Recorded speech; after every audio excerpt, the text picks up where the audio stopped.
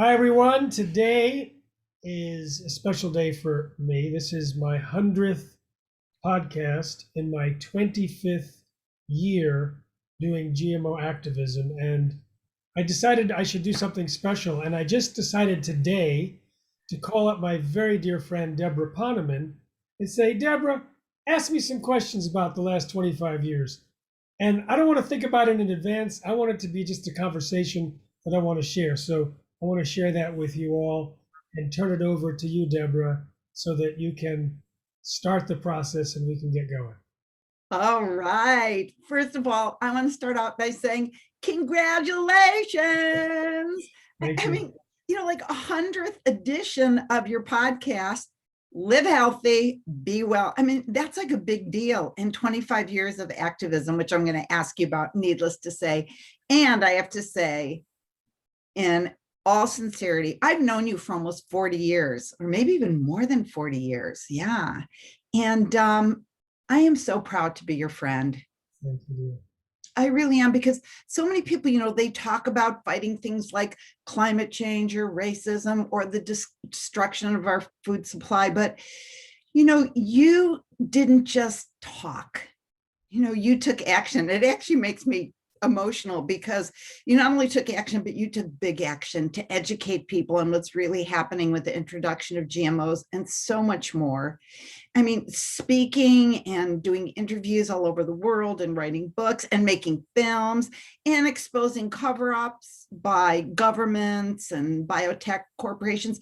But more than that, it's being fearless about it, like fearlessly outspoken. I think that's why you're my hero, Miss Niceness pattern. but but it's like you just are fearless about what you believe in.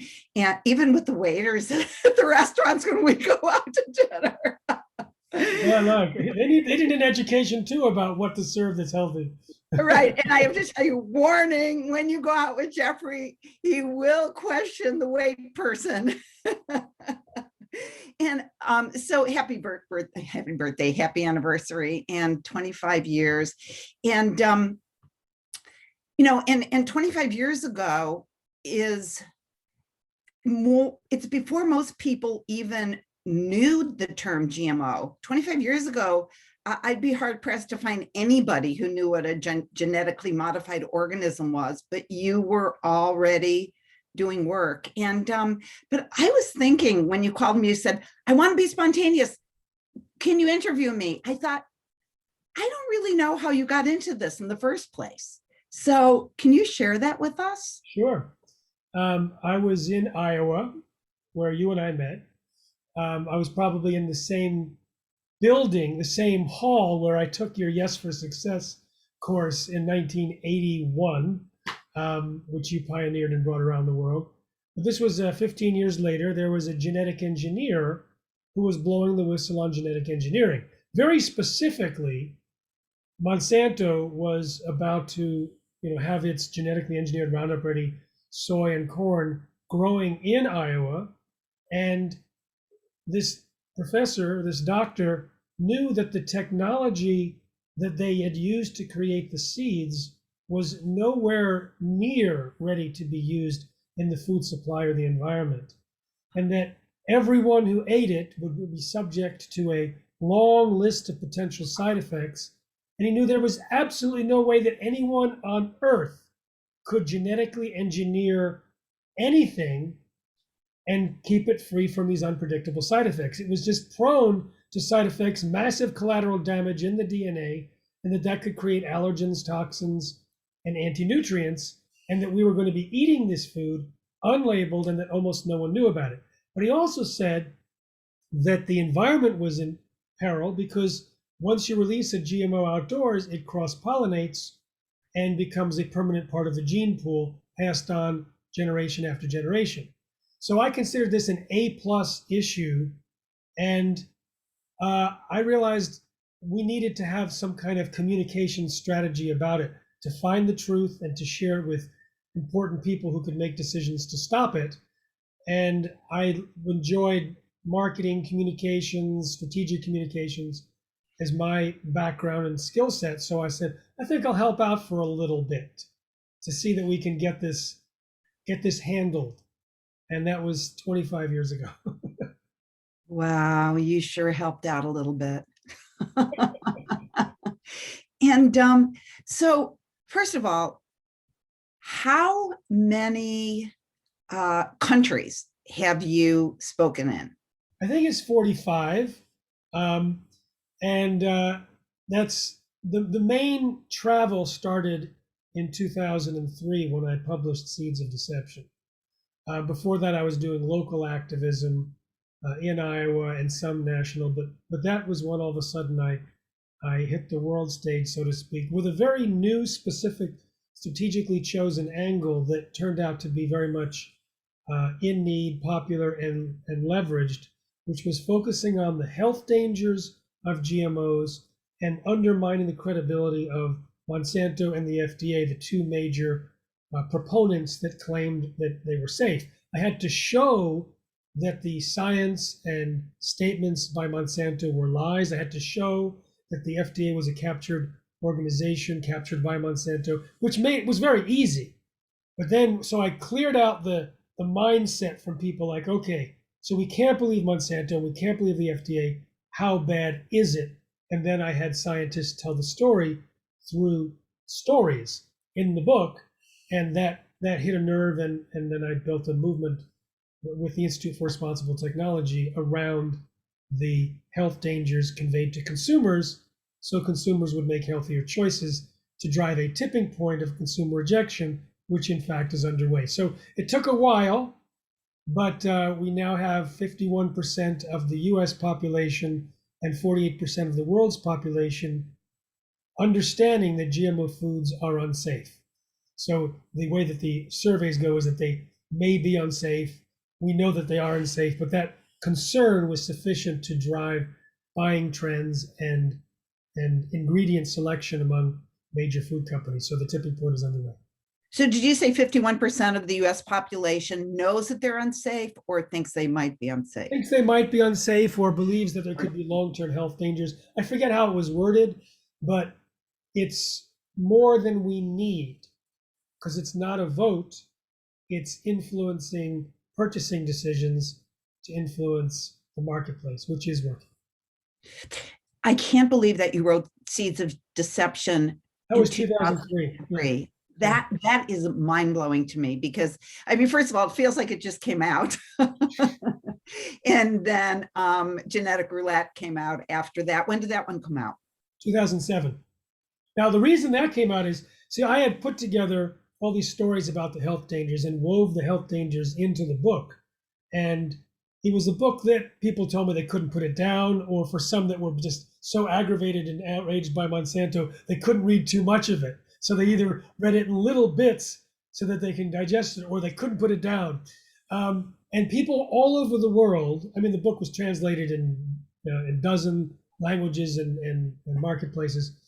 And people would contact me all over, oh, I'm going to be testifying here, I'm going to be presenting here, what are the health dangers? And I'd have to compile them and then add to it and add to it. So I realized two things. First of all, I needed something that just gave the health dangers in an easy to read format. But I also had given my book, Seeds of Deception, to countless senior political people, heads of state, parliamentarians, senators, members of the ministry, ministers. And they'd always said, would you sign it? Every time they asked me to sign it. And then usually they'd hand it to a staff member, and I'm sure they never saw it again. So I realized that the staff may look at it, but the politician is, attention deficit by trade. And so I had to create something that could be read and understood by the attention deficit politician, but also convincing enough for the staff. And so I wrote a book in 2-page spreads where the left side was the conclusion and bullet points and a quote from a scientist, and the right side was the details with 1,132 citations. So you can just flip through, and I explained this in the beginning, you just have to read the single sentence in the upper left-hand corner of the page. Nothing else. If you want to read more, you can read the main points. If you want to read more, you can read the quote from a scientist and then the details. And yeah. No, I was going to say that's Genetic Roulette. That's Genetic Roulette. And so I had to put it all together, and I made it look like a textbook. Let me see if I have one here. Somewhere I have a genetic roulette. No, it's not here. It's in the closet. I don't want to get up. I used to have it right on my day. I used to have it just. I'm surprised I don't have it. I just moved, so my stuff is still in storage, or else I would be able to pick it right up. Well, I wanted to show you the 2-page spreads. Anyway, so that one, it's interesting that both filled a very needed gap in the messaging about GMOs that sort of caught fire. One was the story book that became the international best-selling book and still remains the leader in that category. And the other one was Just the Facts, Man. Like, where is it? What's real? And what can we look at and what can we quote? And where's the source of that?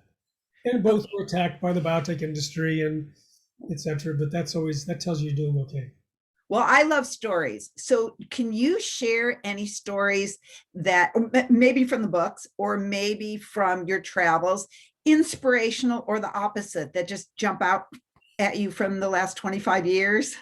Well, it's interesting. There's so many that come to mind, and it's like the entomologist who cornered me in Europe and explained how he was showing that Monsanto's herbicides and GMOs were damaging a particular butterfly, and how Monsanto released a press release that distorted his information, claiming basically completely non-scientific jabber, and put it out so that the world would think that he was completely crazy. And then he tracked it back, and it was sent from Monsanto's PR person. And when he confronted her, she said, well, I don't know. It was put on my desk, so I sent it out. It was like, I remember sometimes what was impressive was how effective it was to visit as an American, speaking against American policy based on science and with the relevance to that country. So I remember arriving, I went to Taiwan, and by the time I arrived in Taiwan, Seeds of Deception was already a national bestseller, not a GMO bestseller, it was a national bestseller. So it was on the bestseller list of all the books in the country. And my first meeting was a press conference, and the press conference was me and another man who was a local politician in Taiwan. He had been the prime minister of the country and had left. When he finished the job, he started to promote organic food.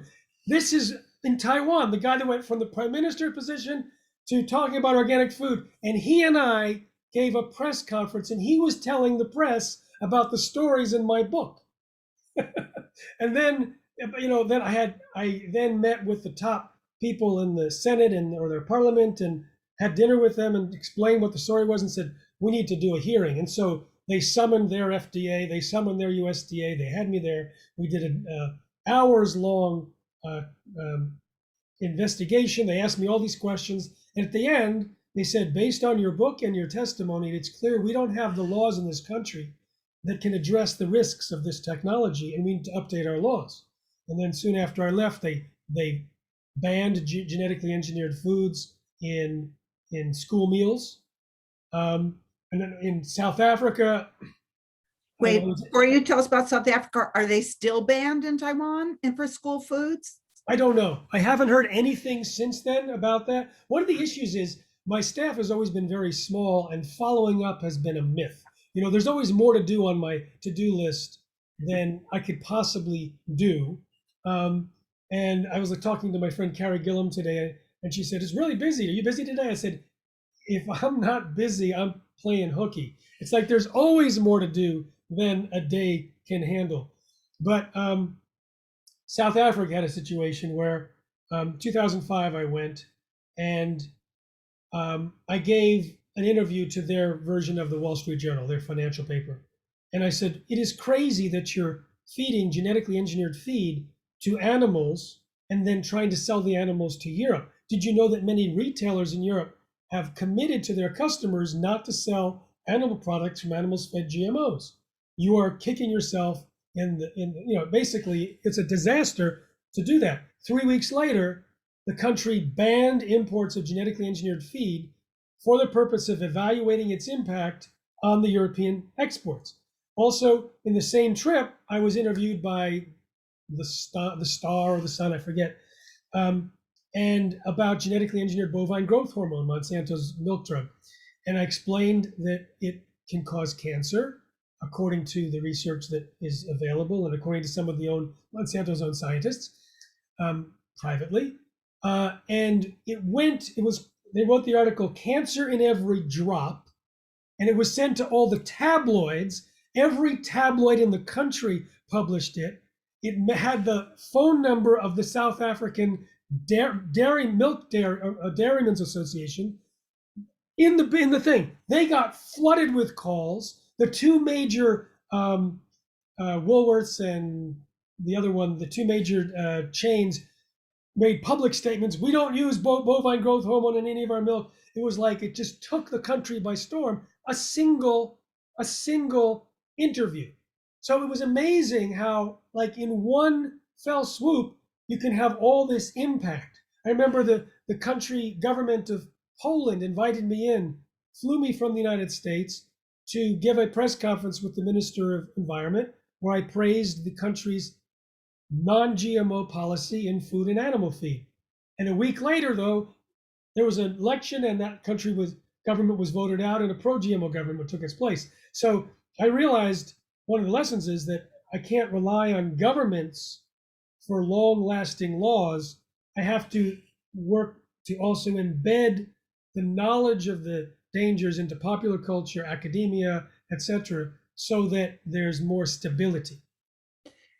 Okay, well, I actually have a question about bovine growth hormones, but let's see, should I ask you that or ask you what's going on in the US? Okay, let me just ask you a little sidebar about bovine growth hormones.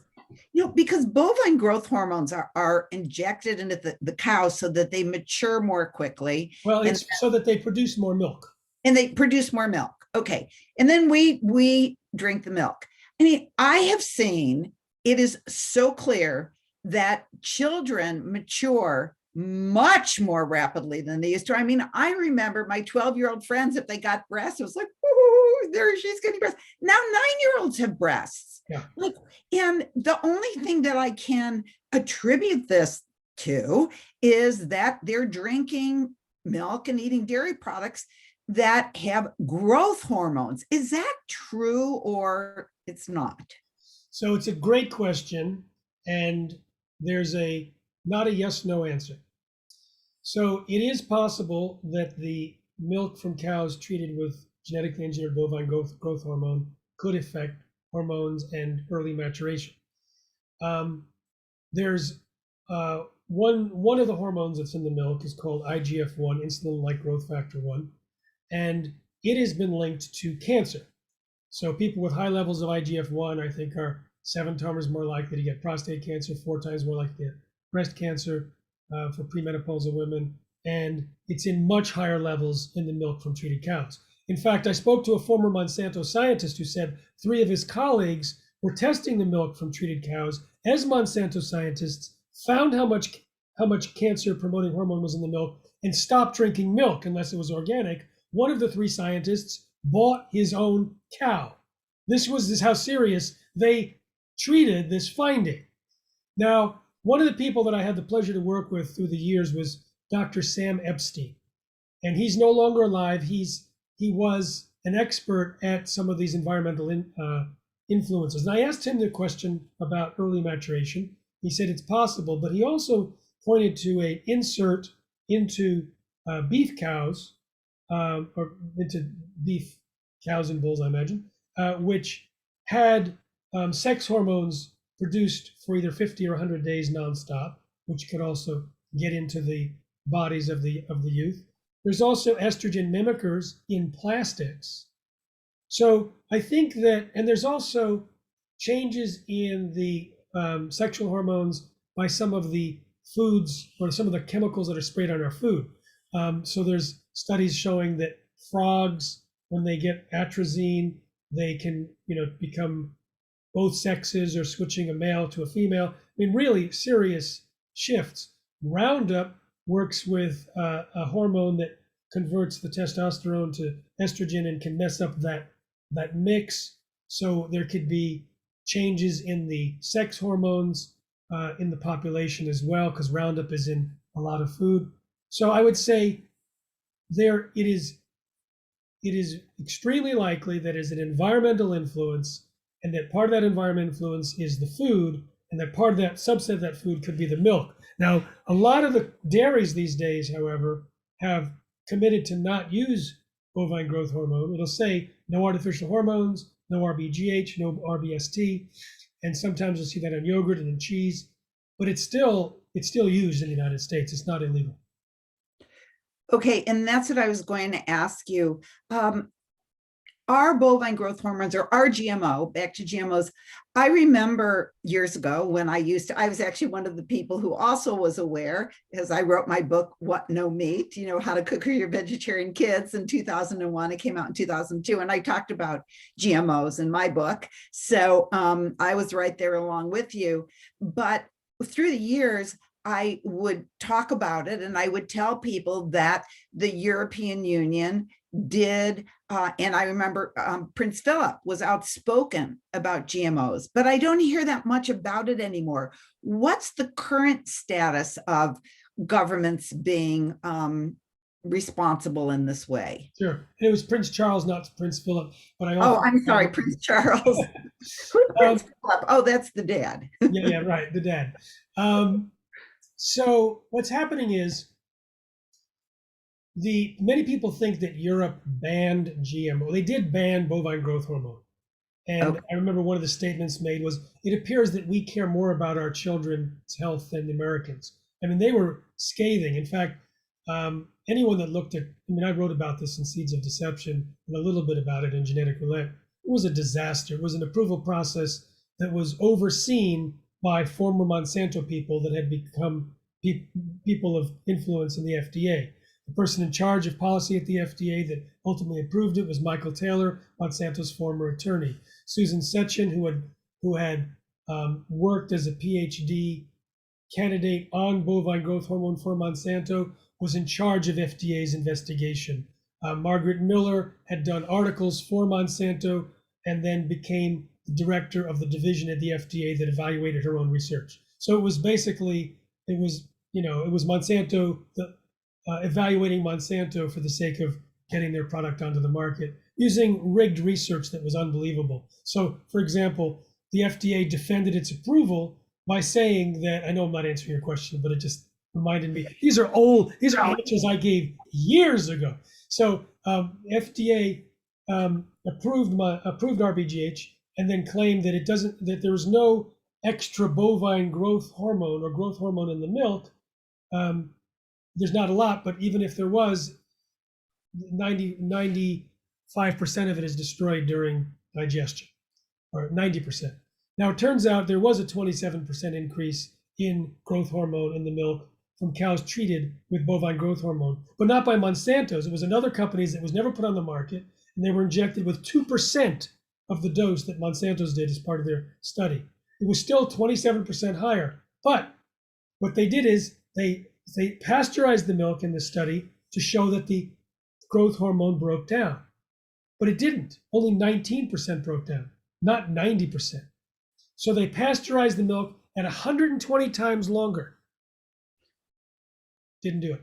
They added powdered hormone to the milk, like 47 times the amount that was naturally occurring in the milk. They poured powdered hormone into the milk, stirred it up, pasteurized it 120 times longer, and under those conditions, they destroyed 90% of the hormone. Rigged conditions, and that's what the FDA reported. 90% is destroyed during digestion. I mean, this reminds me of what happened in the Monsanto trial, where in order to try and cover up the fact that when you spray Roundup on the cadaver skin, it too much absorbs to be approved, it would have been rejected. They took human cadaver skin and they baked it in an oven, and then they froze that baked human skin so it was leather-like, added Roundup to it, hardly any was absorbed, and they reported that absorption level to the EPA, never saying that they had baked and frozen the cadaver skin before they applied it. This is Monsanto science. So back to your question. So in the European Union, they never banned GMOs. What they did is they were slow in approving the seeds for Europe, and there's only few seeds that are approved for planting, and most countries ban that. But they never banned the use of GMOs in the food supply. They never said, oh, we're not going to accept it. But there was labeling. And as soon as labeling came out, it meant that the food companies were going to be exposed if they were using it. Then, in the first chapter of my book, it's all about my dear friend, Dr. Arpad Pusztai, who is the world's leading researcher in his field, worked at the most prestigious nutritional research institute in Scotland, and had done research on GMOs and discovered that they were a problem, was fired and gagged and silenced, and finally his gag order was lifted by an order of parliament. And that's the day I focus on the first page of the book, Seeds of Deception. It was very dramatic. And more than 700 articles were written about GMOs within a single month after he was able to speak. And it divided society into two warring blocks, according to one reviewer. And it spread all over Europe. And the audience, the consumers said, we don't want them. So who banned GMOs in Europe? The food companies, the same multinational food companies, Nestle's, Burger King, McDonald's, that continued to sell it to the unaware US consumers, were continuing to sell stopped selling GMOs in Europe because they were going to be labeled and because the Europeans knew about it. But that same thing that caused 700 articles in Europe, in England in the single month, was described as one of the 10 most underreported events of the year in the United States by Project Censored, US Media Watchdog Group. So the tragedy was in the coverage. So I was aware of that because that was in 1999. And so I made it available in my book, and I realized what we need to do is to get coverage, is to get the information that exposes the health dangers to a sufficient number of people, and then we can turn it around. Because that's what happened in Europe. And so then the book got out, and it created 5 movies and 45 countries, and traveled endlessly for 13 years straight, and it got out. Well, then that brings me to my next question. And that is, if there were one thing that everybody listening could do to support the work right now, 20 years later, what would you tell us to do? I mean, I sign the petitions for labeling, on my computer. What does that do? I'll even give money to Institute for Responsible Technology, everyone, Institute of Responsible Technology, and or the Institute for Responsible Technology. And so we do that. But if you were to tell us an action we can take to further support your work or to further support the future of our planet, what would you tell us to do? I would say there's 2 things, not one. The one you already mentioned, and that is support us. Because you said everyone listening. If we had everyone who was listening contribute even $5 a month, and I say per month. The reason I say per month is if you contribute a certain amount that gets auto-deducted every month and you're comfortable being on our team, then we know it's coming. And by knowing it's coming, we can then hire that person, create that film, spend the money to visit Washington and do our work there. It makes it budgetable. So I would love it for people, everyone listening, to go to responsibletechnology.org and make a donation on a monthly recurring basis. That way we are secure knowing what we can spend. Wait, and before you go any further, I want to say I'm going to commit right now to do that. And I'm going to commit to $25 a month, because what do we spend $25 on? I mean, I was going to say pizza and a beer. I don't eat either of them, but you know what I mean. I do eat gluten-free pizza with cheese, with rice cheese. But anyway, that's another. I accept your $25 as such a generous donation, and I will tell you that I'll hold that $25 as in honor of my 25th year as an activist. 25 years. So, I wish I would have said, and I'm doing it because of your 20. I knew you thought that, Debra. Yeah, I knew you thought that. But and I think about that organization called Acorn, where they take out a certain amount every month. I've been doing Acorn since they started. I don't notice that they take out $50 a month. How would I ever notice that there's $50? But yet I have this account growing. Same thing. Would I miss $25 a month? So I will really encourage everybody, responsibletechnology.org. Let's give Jeffrey, and by the way, we did not talk about this. So this is coming up spontaneously, really, truly. But let's give Jeffrey an anniversary present, his 100th podcast and his 25th years of activism for us, for our future. $25 a month. I mean, we won't even miss it. And it could do tremendous work. It would enable Jeffrey to do the kind of work that we need for the future of our planet. So let's just go for it. Let's just make the pledge and do it. I feel like I'm on one of those pledge-a-thons, you know, on PBS, right? I'm old enough to remember the Jerry Lewis telethon. Jerry Lewis telethon. So I interrupted you. What was the second thing we can do? First of all, thank you. Thank you so much. You're amazing. You've been a supporter, deep supporter as a friend, and thank you now on behalf of the Institute. We're going to spend your money wisely for you. I know. So the other thing is, we're now looking to protect the global microbiome. Now, those of us who've been talking together for a while know what that is. But just briefly, it's the microbial world, the viral world, the fungus, etc., even algae, and that these little guys are under grave attack from GMO microbes. Microbes, as we know we didn't need a pandemic to know that microbes travel around the world and mutate. They also do swap mates. So if you introduce a genetic element that was never part of the billions of years of evolution, that didn't co-evolve with humans and other ecosystems, then you can disrupt, damage, and even collapse ecosystems by adding a single microbe. And right now, you can gene edit microbes for the price of dinner if you have a lab.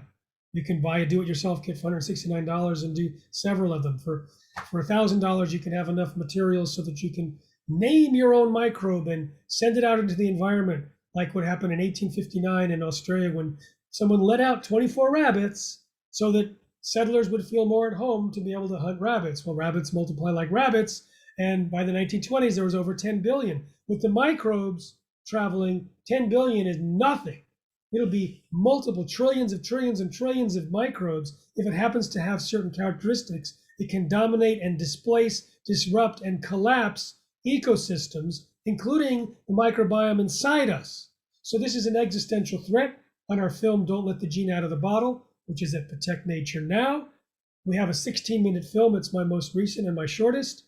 And it has a microbe that was almost released that could have theoretically ended terrestrial plant life, another one that could have changed weather patterns, another one that could have decimated the human population. Those are in the 16-minute film. And what we want people to do is to go to protectnaturenow.com, the advocacy platform, to take action, and then enter your contact information, and all of your elected officials show up. All of your media in your area show up. And with a single click, or more if you want to customize the message, you can get information out to your elected officials, and we have to thousands of them, not just in the US, but also Canada, Australia, EU, and UK. So we have it set up right now. Today, it's one of the two goals of our campaign, to stop the gain of function research of potentially pandemic pathogens. In other words, don't create pathogens in laboratories, which if they escaped could create new and even more dangerous global pandemics. It should be logical, especially in the face of hundreds of lab accidents in the last few years. It should be obvious. It's not. We need to put it into law. And no outdoor release of any GMO microbes anywhere on the earth. We need to use those dollars that are contributed on a monthly basis to open up offices around the world, to strengthen our more than 60 allies around the world, to produce educational materials around the world, to send Mr. Smith to Washington to talk to people, and to get the information out so we can pass the laws to lock down GMO microbes. And there's already interest and support by members of Congress at this moment, and we are a moving machine here.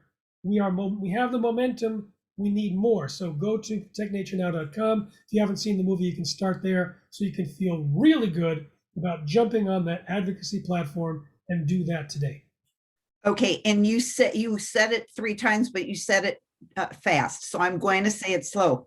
Protect nature now.com or org. protectnaturenow.com. And then the name of the film is Don't Let the Gene Out of the Bottle. It's only 16 minutes. Watch it. It's kind of chilling, I have to say.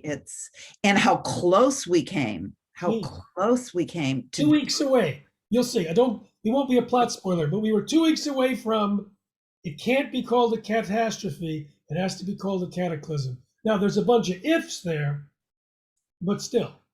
All right, we'll leave it there.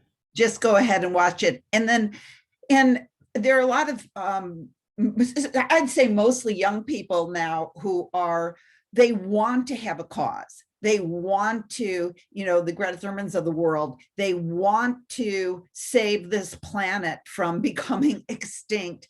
And you would say that is also the advice to them. That's a place to start. Oh, yeah. The thing is this is clearly an existential threat. I mean, you look at the film and it's like, yeah, that was an existential threat. That one microbe was an existential threat. The other one, that if it released the pathogen, could have been, decimated the human population with a 52% fatality rate.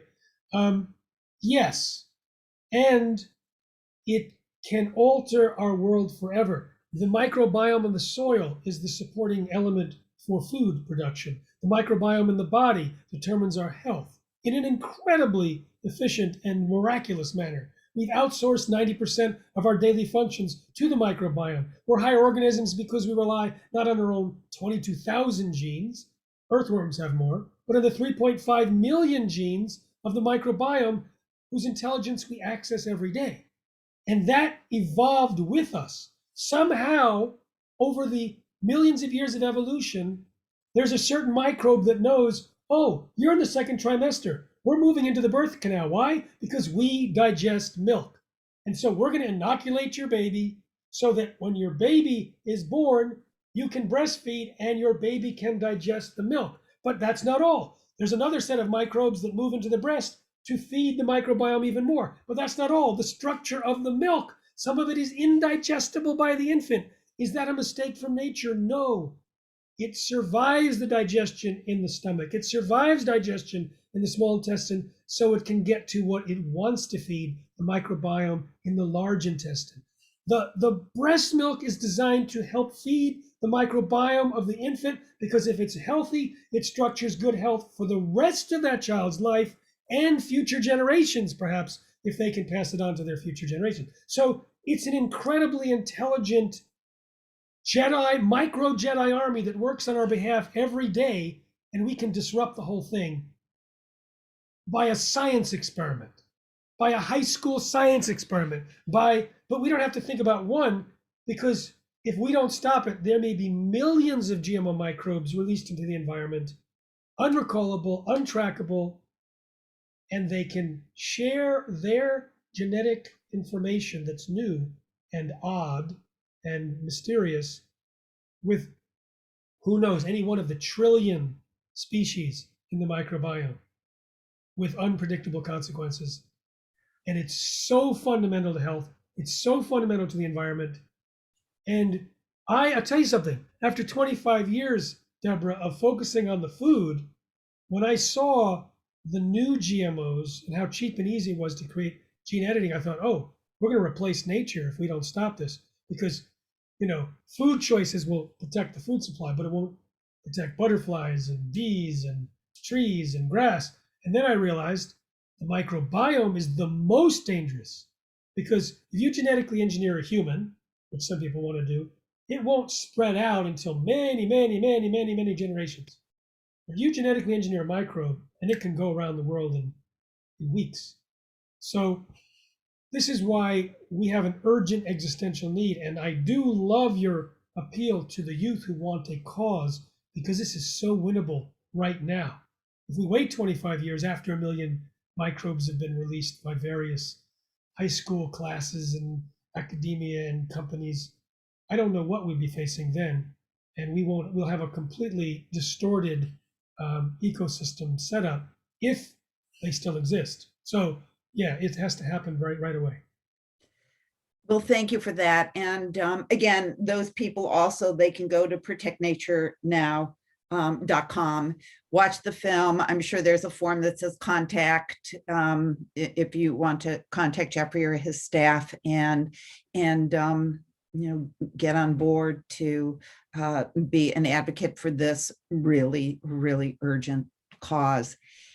Now, the last thing I want to ask you, I'm not sure how much time we have, so I'm saying last thing, but maybe we have more. But We can wrap up when it feels like, it's like how I used to put out my newsletter, semi-wheneverly. I was wondering where it was. I used to get it, so it must not be wheneverly right now. But okay, so the reason why I was going to say it's the last question is because one of the reasons I adore you and I love being with you is when I am freaked out and bummed out about the direction of our world and the corrupt government and the corrupt politicians and the corrupt biotech companies, and I just feel despondent. You always manage to find something positive. You're like after we share all this, yet on the other hand, you're the most optimistic person I know. Sometimes I remember we were standing on a porch in San Rafael, and I was like in tears, and you're saying, no, don't worry. It's going to be fine. It's going to be fine. Do you still think it's going to be fine? Oh yeah. First of all, I love to do strategic planning to fix things. I love to fix things. And I like to think huge. And my slogan is think huge, thinking big is so last century. So when I looked and I tried to figure out what is the most leveraged piece we can do to have the biggest impact. So for example, I'm just going to share my thinking. So there's this side, but there's a little more to optimism as well. So when I'm thinking, okay, would it be an activist and try and stop GMOs? I can, fight them in court. Well, that could be millions of dollars and we could lose. I'll try and get new laws passed. Well, that could be millions of dollars and we could lose. I'll try and do research. I'm not a scientist and can't afford the millions of dollars to do research. But the leverage is let's get people to avoid GMOs.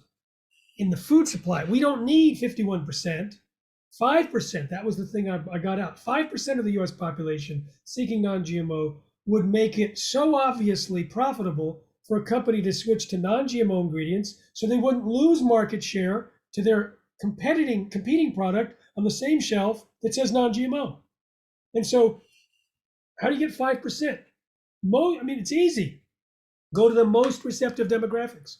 Go to the parents of young kids. Go to those that are sick, probably from GMOs, or those that treat them. Go to the religious people that think GMO means God move over. These people are pre-wired with receptor cells ready to accept the information.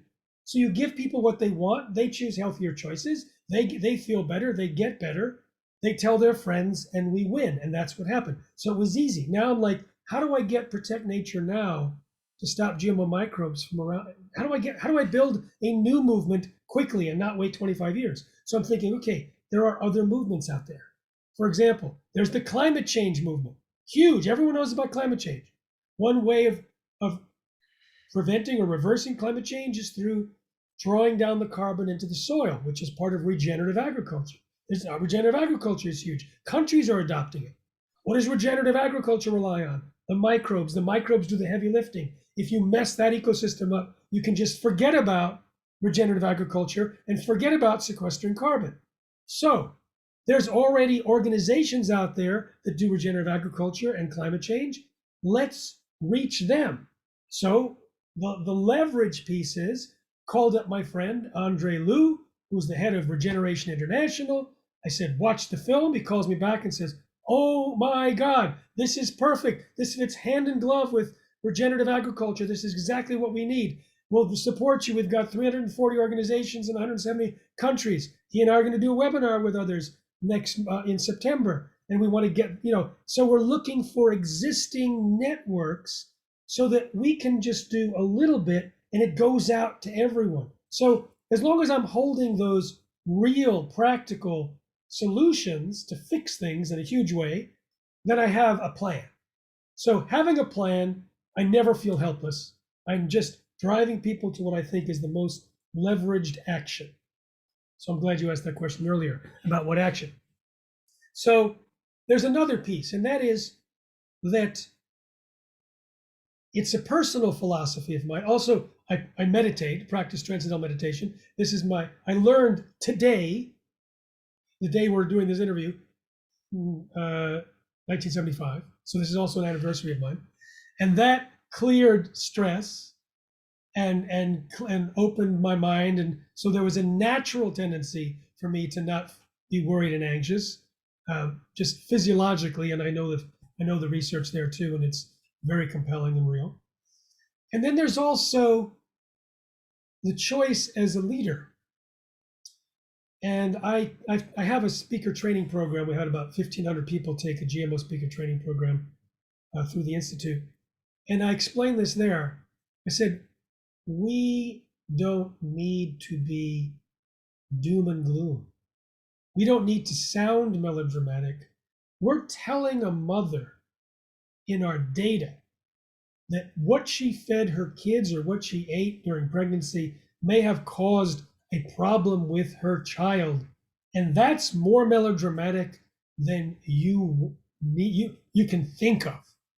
We need to be the hopeful beacon.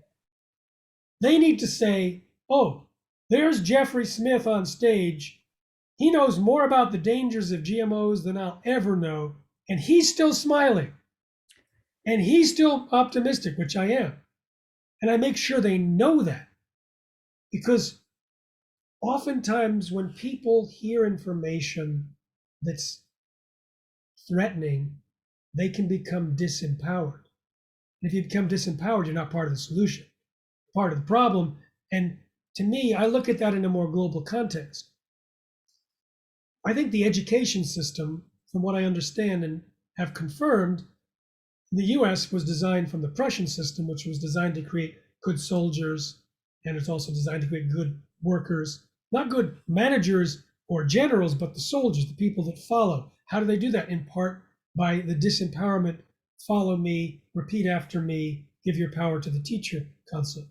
Now, that turns out to create a mindset in society that is the foundation for why we have GMOs. It is, oh, it's someone else's responsibility. I'm sure they'll do a good job. I'll look over here. It's someone else's responsibility. I don't need to pay attention. I've gone to so many governments and talked to government regulators, and they say, we don't need to review GMOs. Your FDA reviewed it and approved it. They're shocked when I say, the FDA doesn't review and approve it. They allow the companies like Monsanto to determine if the foods are safe. The FDA has only a voluntary consultation process, and at the end of the day, the letter that Monsanto gets says, this is to remind you that it's your determination, it is your responsibility to determine if your foods are safe, not the FDA, and you have determined that your foods are safe, no further questions. And that is the abdication from the federal government. And then you look at Monsanto, and I talked to a former Monsanto scientist, and they said when they found that there was damage to rats when the rats ate GMO corn, instead of withdrawing the corn, they rewrote the study to hide the effects. So no one is guarding us. No one is protecting the hen house except the fox. And this concept that someone else will take care of it needs the antidote in order for us to rid GMOs. And so what I did is I said, okay, let's do it for personal health.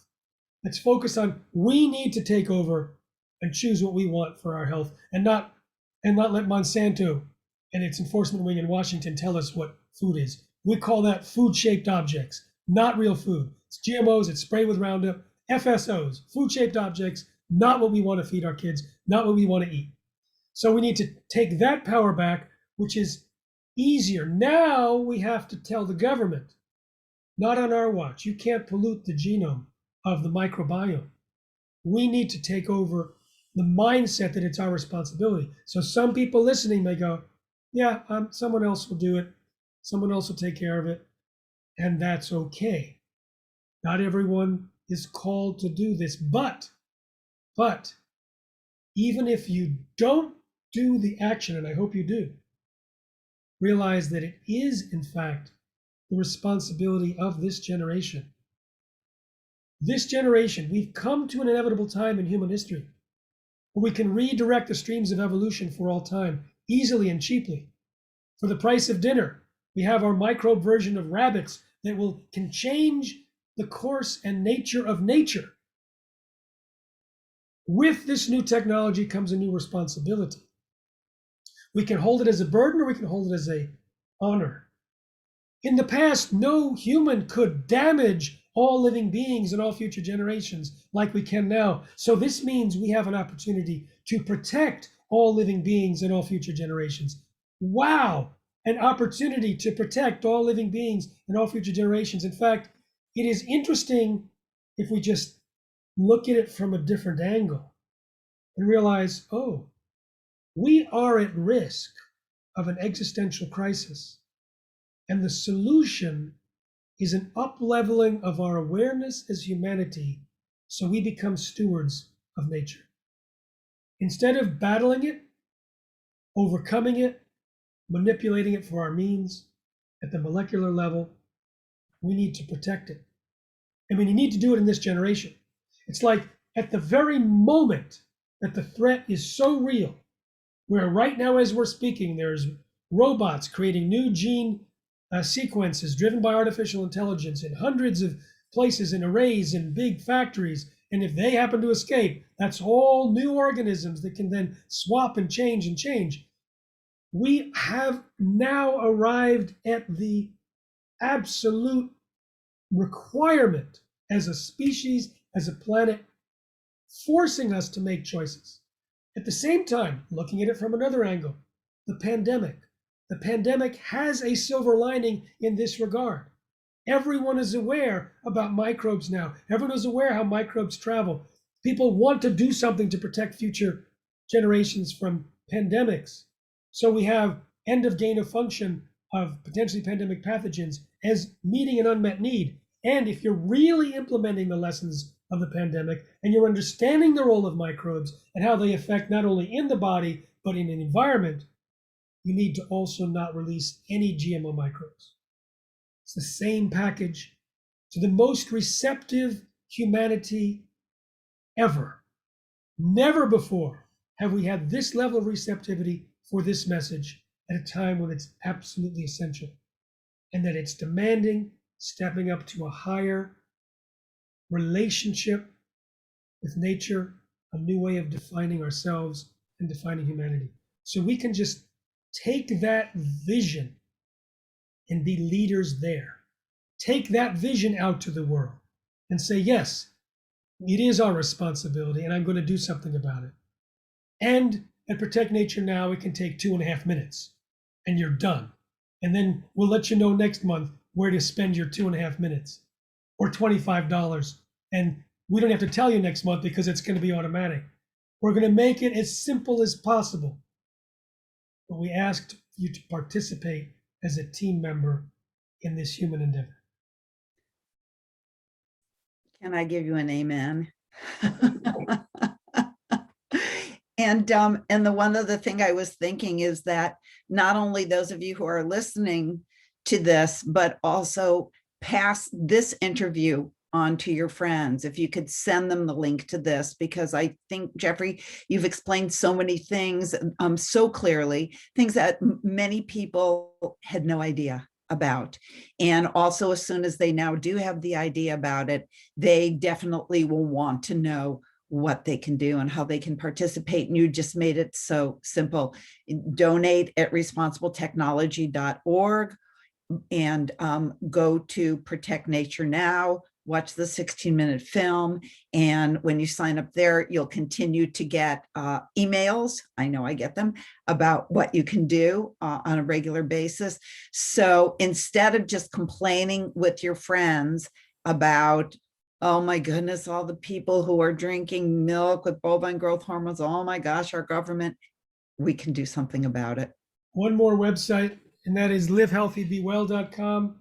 You can access this podcast, Secret Ingredients, a movie to convince everyone to go organic, the 90-day lifestyle upgrade to help you go organic, healing from GMOs and Roundup to help detox, rebuild, and repair the body before you went organic. And so there's a, over 25 years you sort of develop a portfolio, and that's only like a handful of what we've got. Yeah. Deborah, I just had this thought today because, our podcast engineer said, do you know this is your 100th podcast? Do you want to do something special?